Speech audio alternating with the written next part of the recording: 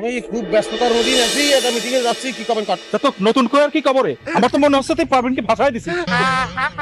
ভাষায় দিছি পারবিন দেব কিরম করে কি বললেন আমরা এটা? বাসায় দিছেন কিরাম করে বুঝতেছেন না আপনি?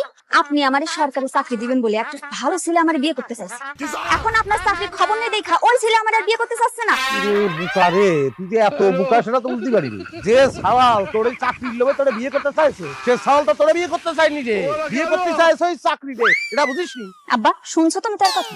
শুনেন, আপনার এসব জ্ঞানের কথা শোনার আমার কোনো প্রকার এখন ইচ্ছা নেই। চাকরি যদি আমার 24 ঘন্টার মধ্যে না হয়, তাহলে যেটা বলেছিলাম মনে করতেছেন চালাকি করে বিয়ে করছেন বলে বেঁচে গেছেন। আব্বা তুমি জাতি লাগো, মাসুদ ভাই লাগে আমি টাকা কথা বলতে চাই। তো যাবে কিসের জন্য? না সে অসম্ভব, কোথাও যাবে না, থাকে না। না না, আমার জরুরি কাজ আছে, আমি গেলাম। কিরম বাপ, ওরে বাপ। কি হয়েছে? রাস্তাঘাটে কি করতে যাচ্ছিস?